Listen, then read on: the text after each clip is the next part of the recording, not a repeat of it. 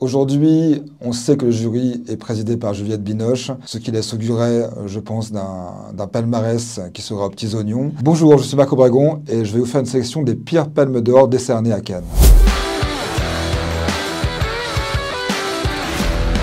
Ah, le festival de Cannes, sa croisette, ses paillettes, son palais des festivals, jaunâtre et fissuré qui évoque la France pompidolienne, ces vieilles cannoises désœuvrées qui viennent lorgner si les injections de Botox de stars sont meilleures que les leurs. Qui s'intéresse encore franchement, en fait, le festival de Cannes? Depuis quand le festival s'est-il transformé à la base de célébration prescriptrice du cinéma comme art expérimental, insolent, fédérateur également, à une espèce de réunion d'une super élite mondiale qui est venue pour distribuer des bons prix, qui atteste de la doxa ambiante et du bon goût autorisé. Pourtant, ce n'a pas été toujours le cas. Il faut se souvenir qu'à une époque, le Festival de Cannes, il avait été conçu pour concurrencer la Mostra de Venise, et donc il se voulait effectivement plus intellectuel, mais malgré tout, on a eu des grands films notamment américains, comme Taxi Driver, comme Apocalypse Now, comme Barton Fink, comme Sailor et Lula, qui avaient été d'ailleurs hués à l'époque, et qui étaient en fait des films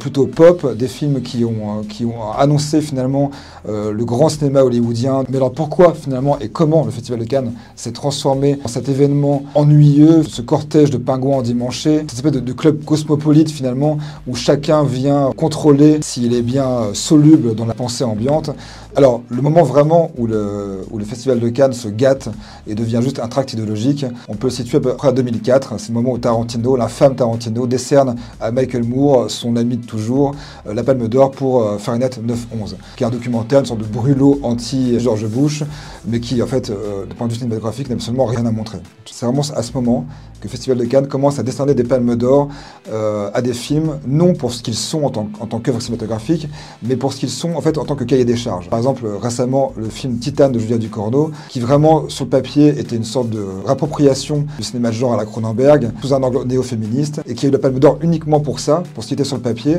alors que visuellement, quand on voit le film, et qu'on voit le film pour ce qu'il est artistiquement, c'est un naufrage artistique complet. Autre film qui symbolise parfaitement cet écueil, c'est Sans filtre de Ruben Östlund, pareil, qui est une sorte de film complètement inconséquent, dont le cahier des charges en fait suffisait à conforter l'hyperclasse mondiale dans sa propre détestation d'elle-même. Elle a passé en fait 2 heures à se mirer dans ce miroir tenu par Ruben Östlund, et on a trouvé une sorte de plaisir masochiste, mais le film n'avait clairement rien à dire sur notre époque, contrairement aux Palmes d'Or des années 70 ou 60, qui faisaient toujours sens par rapport à leur époque. Et évidemment, comment parler des Palmes d'Or récentes du Festival de Cannes sans évoquer cet amour des jurés et des jurys pour les films naturalistes ou pseudo-naturalistes, comme l'ont fait les frères Dardenne, avec leurs pinsums systématiquement ennuyeux,